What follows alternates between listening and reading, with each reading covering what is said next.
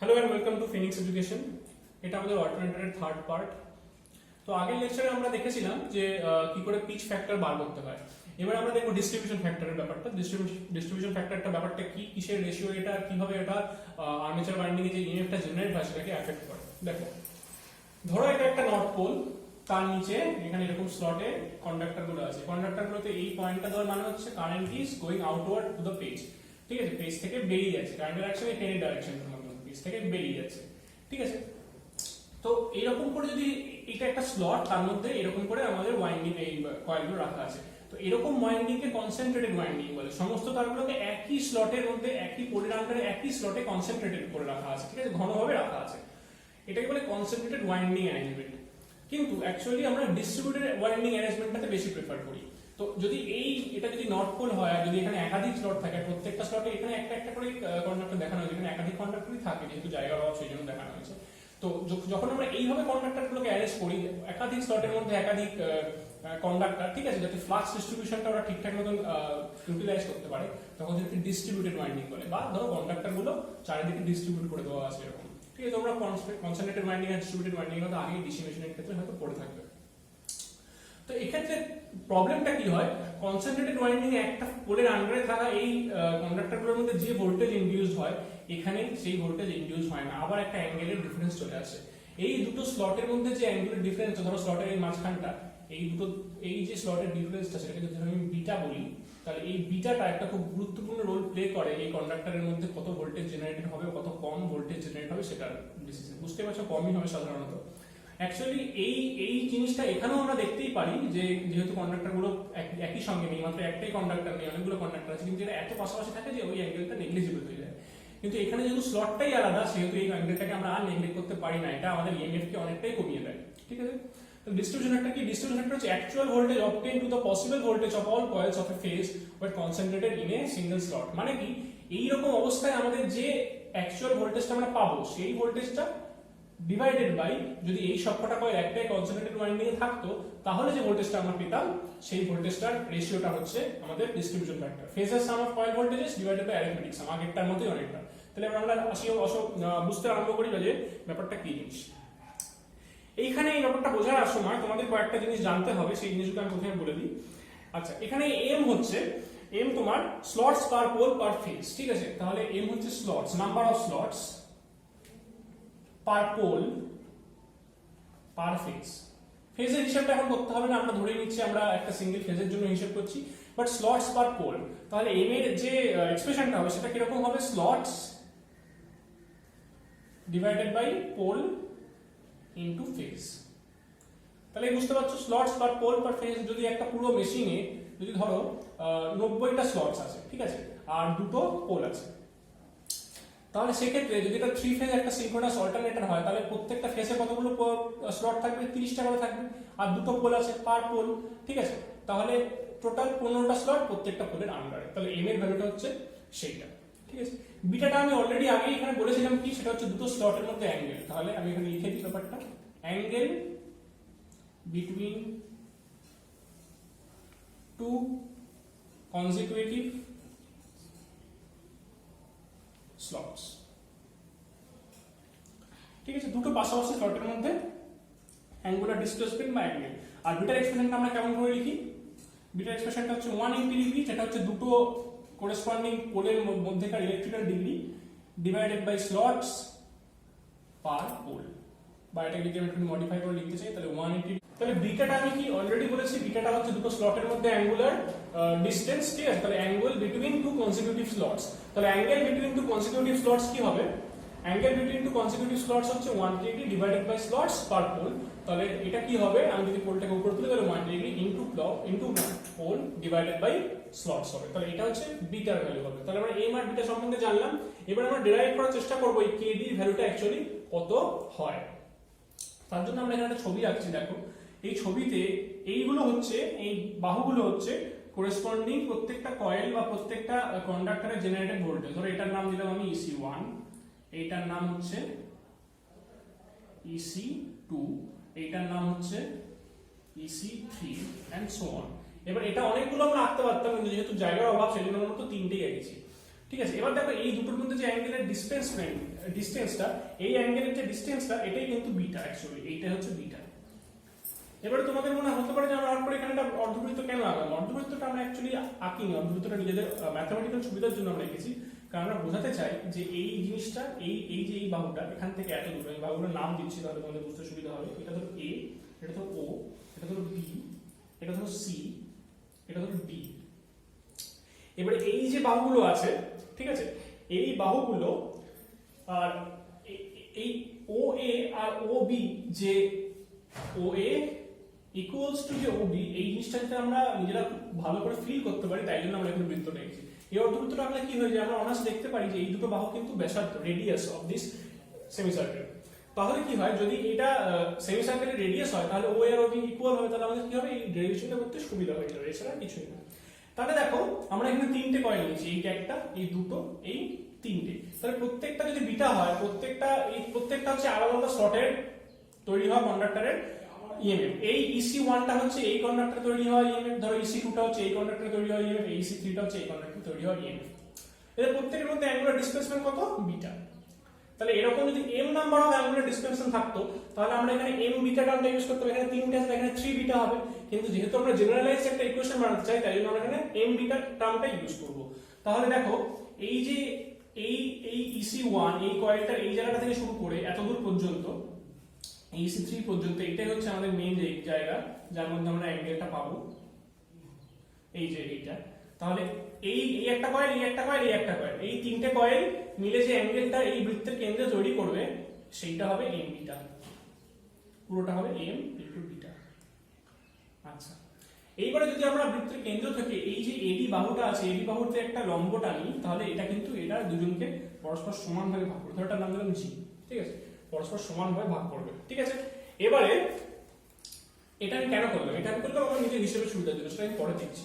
দেখো এই তিনটের ভেক্টর অ্যাডিশন কিন্তু হবে হচ্ছে এই এডিটা, তিনটে ভেক্টর বা তিনটে ফেজারে বলতে পারো, যেহেতু এটা ফেজারই বলা উচিত। তাহলে এই তিনটে ফেজারে অ্যাড করলে আমরা এই এডিটা পাবো। এবার আমাকে এই এডির ভ্যালুটা বার করতে হবে এইগুলোকে দিয়ে, ঠিক আছে। আচ্ছা, ধরো আমি এটার নাম দিলাম m। তাহলে আমরা একটা জিনিস দেখতে পাবো, সেটা হচ্ছে arithmetic some of individual coals. তাহলে এটা খুবই সোজা, অ্যারিথমেটিক সাম মানে কত, নরমাল যোগ। যদি তিনটে জিনিস থাকে, তিনটে জিনিসের ভ্যালু যোগ করে দিলাম হয়ে গেল। তাহলে অ্যারিথমেটিক সাম কত হবে, এই যে একটা কয়েল, এই EC1 plus EC2 plus dot dot dot dot, এইটা হবে আমাদের অ্যারিথমেটিক সাম। তাহলে আমরা এখানে যতগুলো সংখ্যক থাকবে আমরা ধরে নিচ্ছি, ধরো m সংখ্যক আছে, কারণ m খানা স্লট আমি ধরেছি, তাহলে m ইনটু EC আমি ধরে নিলাম। এটা জেনারেলাইজড এক্সপ্রেশন করছি, যদিও এখানে মাত্র তিনটে আঁকা আছে তাও। আচ্ছা, তাহলে এখানে দেখো প্রত্যেকটাই কিন্তু সেম, এখানেও কিন্তু EC1 equals to EC2, EC1 equals to EC2 equals to EC3 equals to dot dot dot dot ECM, প্রত্যেকটাই ইকুয়াল। তাহলে আমি এখানে লিখতেই পারি m into ab, কারণ আমাকে এই জিওমেট্রিক্যাল ফিগারে যে নামগুলো আমরা দিয়েছি তার রেসপেক্টে আমাকে প্রমাণটা আনতে হবে, তবেই আমি এখানে বসাতে পারবো, আগে যেমন আমরা বের করেছিলাম। তাহলে এটা m into ab হবে এর অ্যারিথমেটিক সামটা, ঠিক আছে। আচ্ছা, এবার m into ab যদি অ্যারিথমেটিক সাম হয়, তাহলে ভালো করে দেখো আমাকে অ্যাকচুয়ালি ad এর সঙ্গে এর সম্পর্কটা বার করতে হবে। এড এর সঙ্গে এই সম্পর্কটা যদি বার করতে চাই, তাহলে আমাকে AO ডিরেক্টটা নিতে হবে, কারণ AO আর AD একই ত্রিভুজের দুটি বাহু। আর AO যদি হেল্প আমি নিতে চাই, তাহলে আমাকে OM এর হেল্পটা নিতে হবে। তাই জন্য আমি এটাকে OM করে লিখবো। তুমি দেখতেই পাচ্ছ এইখানে এই এমটাও দেখো, এখানে একটা 90 ডিগ্রি অ্যাঙ্গেল লিখেছি আমি, এখান থেকে একটা বাহুটা আমি, এটা 90 ডিগ্রি। তাহলে এইটা এই ত্রিভুজের এই বাহুটাকে, AB বাহুটাকে বা EC1 কে দুটো সমানভাবে ভাগ করে, AM আর MB। তাহলে AM ইকুয়ালস টু MB। তাহলে আমি এখানে লিখতেই পারি m ইনটু 2am, কারণ am এর দ্বিগুণই হচ্ছে ab টা, এই এতটা am এতটা ab, টোটাল কত হবে 2m ইনটু am। এইটা হচ্ছে আমার অ্যারিথমেটিক সাম, যেটা আমি এখানে করলাম। এবার আমি বলেছি অ্যারিথমেটিক সামটা আমাকে ওয়ে দিয়ে বার করতে হবে, ওয়ে দিয়ে বার করলে আমি একমাত্র পরে কাটাকুটি করতে পারবো, তাহলে আমি একটা এক্সাক্ট ইকুয়েশন পাবো। তাহলে দেখো আমাকে বের করতে হবে ওএম আর এই ওয়ে এর মধ্যে সম্পর্কটা, ঠিক আছে।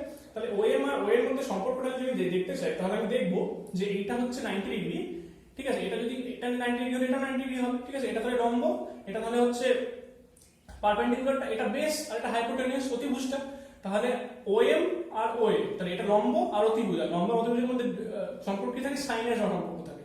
কিন্তু আমাকে এই অ্যাঙ্গেলটা কত সেটা আমাকে জানতে হবে। তাহলে দেখো এই পুরো অ্যাঙ্গেলটা যদি m বিটা হয়, তিনটে m খানা কয়েল যদি তাদের কেন্দ্রে m অ্যাঙ্গেল তৈরি করে, তাহলে একটা মাত্র কয়েল তাদের কেন্দ্রে কত অ্যাঙ্গেল তৈরি করবে? এই পুরো অ্যাঙ্গেলটা হবে শুধু বিটা, আর তার অর্ধেকটা, কারণ আমি সমদ্বিখণ্ডিত করেছি এটাকে, তাহলে তাই জন্য এটা 90 ডিগ্রি হয়েছে, তার অর্ধেকটা কত হবে? Beta by 2। তাহলে এই ছোট্ট অ্যাঙ্গেলটা যেটা এই OM আর OA এর মধ্যে সম্পর্কটা তৈরি করে সেটা হচ্ছে বিটা বাই 2। আচ্ছা, তাহলে এটা অতিভুজ আর এটা লম্ব, তাহলে OM লম্ব বা পারপেন্ডিকুলার বাই হাইপোটেনিউজ, লম্ব বাই অতিভুজ, OA ইকুয়ালস টু হবে sin বিটা বাই 2। ঠিক আছে, আর আমরা এখানে যে জিনিসটা নিয়ে কাজ করছি সেটা হচ্ছে AM, তাহলে AM এর সঙ্গে সম্পর্কটা কি হবে? এই দেখো, এটা হচ্ছে আমরা কাজ করেছি হচ্ছে AM, ঠিক আছে। আচ্ছা, এবারে এই AM এইটা হচ্ছে 90 ডিগ্রি, ঠিক আছে।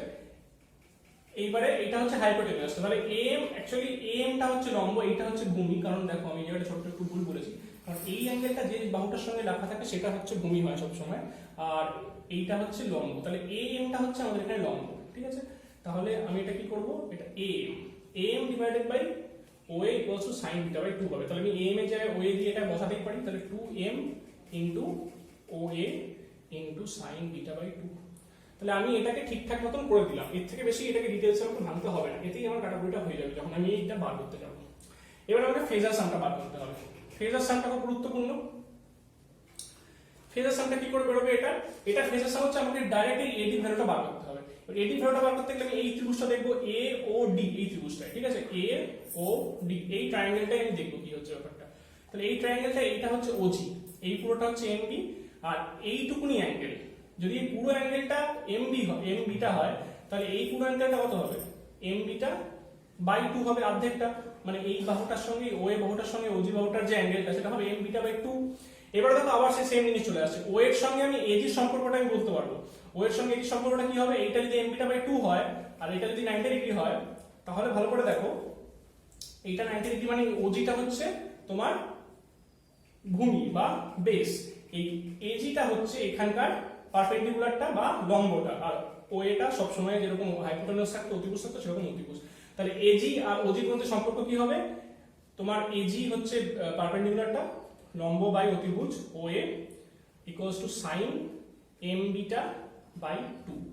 আবার দেখো, AG কে যদি আমি 2 দিয়ে গুণ করি তাহলে আমি AD পেয়ে যাই, কারণ আমি যখন এটাকে পারপেন্ডিকুলারলি ভাগ করেছিলাম তখনই কিন্তু আমি এই দুটোকে পেয়েছিলাম। এটাকে 90 ডিগ্রি টানা মানেই হচ্ছে AD কে দুভাগে ভাগ করে দেওয়া। তাহলে আমি আরো কি জানতে পারলাম, সেটা হচ্ছে AD ইকুয়ালস টু 2AG। তাহলে আমি এই দুটো জিনিসকে হেল্প নিয়ে আমি এই ফেজার সামটা বের করতে পারি। ফেজার সামটা হচ্ছে আমার এখানে AD, আবার AD মানে হচ্ছে 2 ইনটু AG, আর AG মানে হচ্ছে আমি এখান থেকে কি পাই, 2 into OA into sin m beta, sin m, দাঁড়াও আমি আরেকটা লাইনে লিখি, 2 into OA into sin m beta by 2। তাহলে এইটা আমি পেলাম ফেজার সাম, আর উপরেরটা আমি যেটা পেয়েছি সেটা হচ্ছে আমার অ্যারিথমেটিক সাম।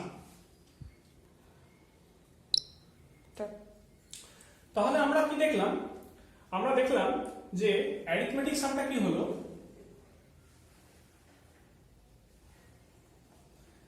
অ্যারিথমেটিক সামটা হলো 2m OA into sin beta by 2।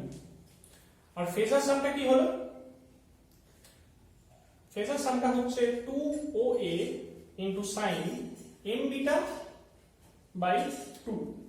আচ্ছা, তাহলে আমাদের যে কেডির যে রেশিওটা আমি আগের বার লিখেছিলাম, সেখানে কেডিটা কত ছিল?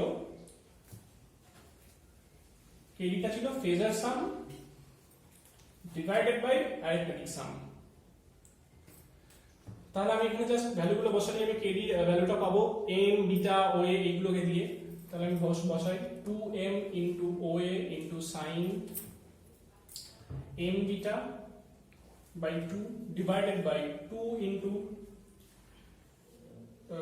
সরি এখানে m টা নেই, এটা phasor some, 2 into OA into sin m beta by 2, আর তারপরে নিচে arithmetic সামটা 2m into OA into sin beta by 2।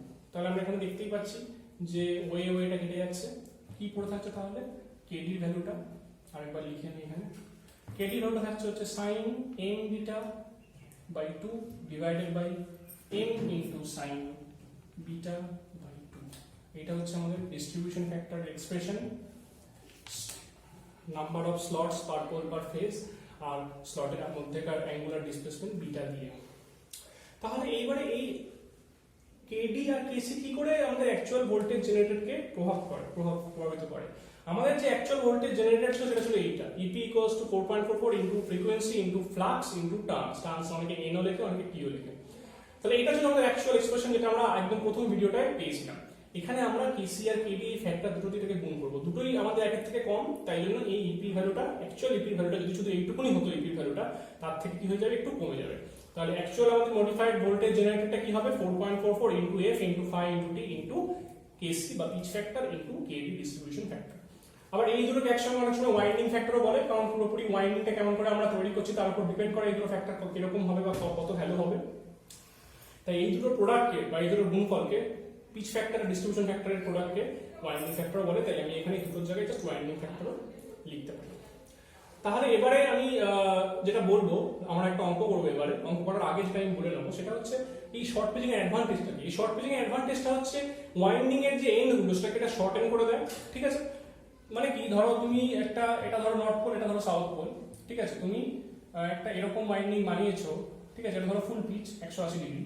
আর তুমি এরকম ওয়াইন্ডিং না বানিয়ে একটা ছোট ওয়াইন্ডিং বানালে, এরকম বানালে, ধরো এরকম বানালে, তার ফলে কি হবে, এখানে যে আলফা যে বাঁচলো এর ফলে কি হবে, এইটা তৈরি করার জন্য যে পরিমাণ কন্ডাক্টর লাগবে, যে পরিমাণ তার লাগবে, সেটা এটার থেকে কম হবে। তাহলে মেটেরিয়াল সেভ হয়, কিন্তু মেটেরিয়াল সেভ করতে গিয়ে আমাদের কিন্তু ভোল্টেজটা আমরা একটু কম পাই। তাহলে পজিটিভ দিকও যেমন আছে, নেগেটিভ দিকও আছে। এছাড়া আরো একটা খুব গুরুত্বপূর্ণ জিনিস হচ্ছে হারমোনিক্সটা এটা কমিয়ে দেয়। আমরা পরে দেখবো যে কি করে হারমোনিক্স এটা কমাতে পারে। তাহলে হারমোনিক্স কমাতে গিয়ে আমরা এইটার সাহায্যে হারমোনিক্স কমাতে পারি, এবং আমাদের যদি ভোল্টেজে যদি কমে যাওয়াতে আমাদের কোনো প্রবলেম না থাকে তাহলে আমরা কন্ডাক্টরও বাঁচাতে পারি এই উপায়ে।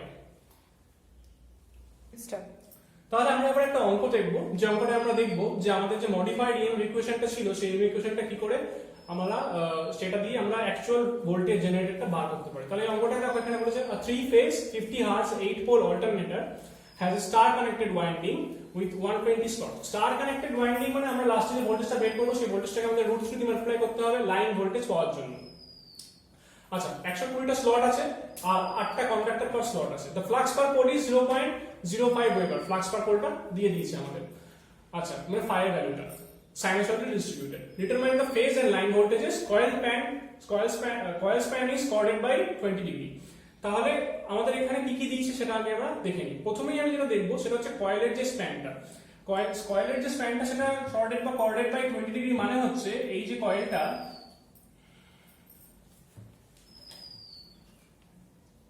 এইটা ধরো একটা পোল, এইটা একটা পোল, এইটা হচ্ছে 20 ডিগ্রি, মানে এটা একটা শর্ট পিচ কয়েল। কয়েলের স্প্যানটা 20 ডিগ্রি কেটে দেওয়া হয়েছে, টোটাল 180 ডিগ্রি থেকে 20 ডিগ্রি কম আছে। তাহলে আমরা এখানে প্রথমে যে জিনিসটা আমরা পেয়ে যাচ্ছি সেটা হচ্ছে আলফা ভ্যালুটা। তাহলে আলফা ভ্যালুটা হচ্ছে 20 ডিগ্রি। তাহলে আলফা ভ্যালুটা পেয়ে গেলে আমরা অনায়াসে পিচ ফ্যাক্টরটা বার করতে পারবো, কেসি পিচ ফ্যাক্টর, যেটা আমরা এক্সপ্রেশনটা জানি cos আলফা বাই 2। তাহলে এটা হবে cos আলফা বাই 2। তাহলে cos 10 ডিগ্রি, cos 10 ডিগ্রি ভ্যালুটা চাই, cos 10 ডিগ্রি ভ্যালুটা চাই। হ্যাঁ, তাহলে cos আলফা বাই 2 মানে cos 10 ডিগ্রি ভ্যালুটা চাই আমার। cos 10 ডিগ্রি ভ্যালুটা হচ্ছে, আমরা যদি বার করি তাহলে আমরা দেখবো এটা হবে 0.984। তাহলে আমরা এখানে কেসি ভ্যালুটা পেয়ে গেলাম। এবার আমাকে কেডিটা ডিটারমাইন করতে হবে। কেডিটা ডিটারমাইন করার আগে আমরা দেখবো যে কেডির এক্সপ্রেশনে যে সমস্ত ভ্যালুগুলো ছিল এম বা বিটা, সেগুলোর ভ্যালুটা আমরা আগে বের করে নেবো। তাহলে এম হচ্ছে কি, এম হচ্ছে আমরা জানি slots per pole per phase. তাহলে slots divided by pole into phase.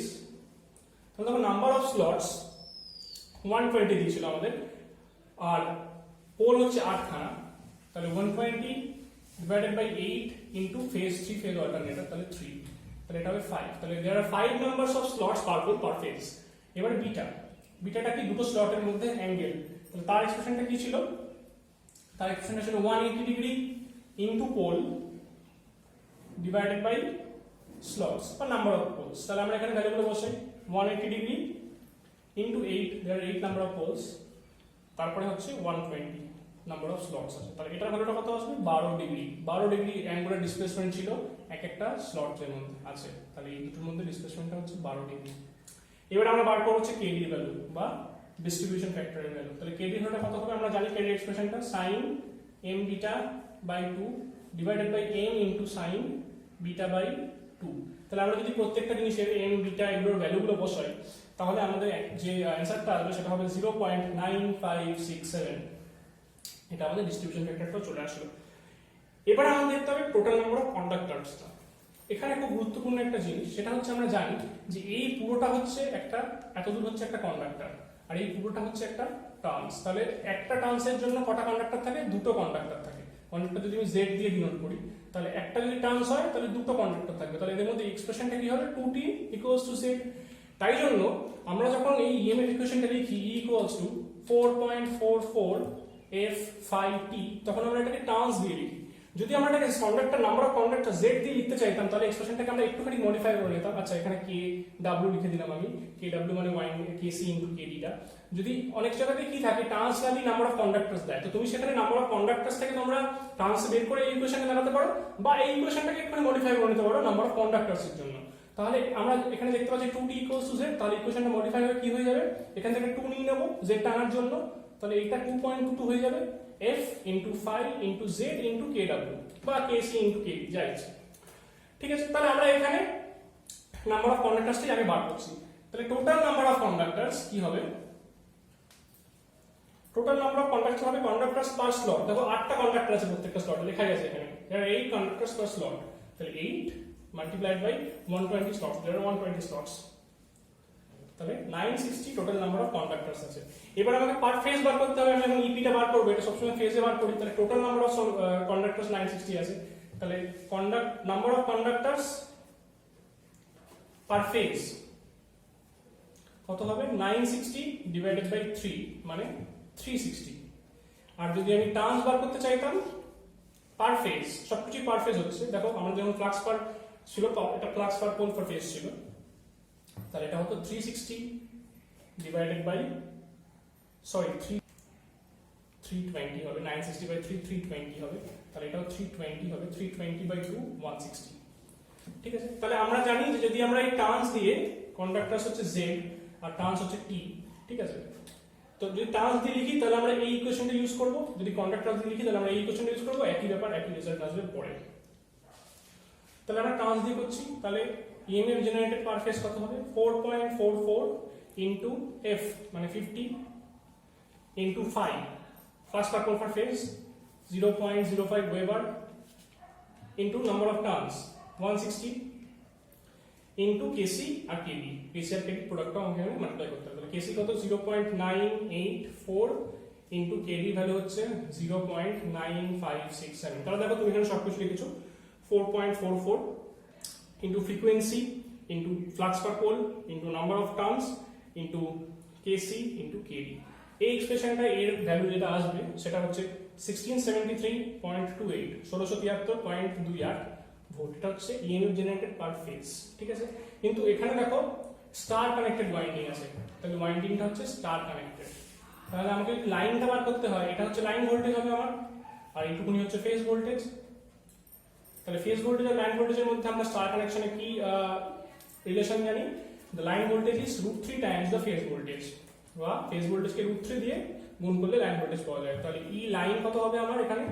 √3 into EP or √3 into 1673.28 equals to, আমার এখানে অ্যান্সারটা আসবে হচ্ছে 2898.3 ভোল্ট। এটা হচ্ছে আমার লাইন ভোল্টেজ। তাহলে এরকম একটা স্ট্যান্ডার্ড অঙ্ক আসে সাধারণত ইএমএফ জেনারেটেড বা কেসি কেডি দিয়ে। তো আশা করি এরপরে তোমরা অঙ্কগুলো করতে পারবে। ভিডিওটা ভালো লাগলে লাইক, শেয়ার এন্ড সাবস্ক্রাইব করো।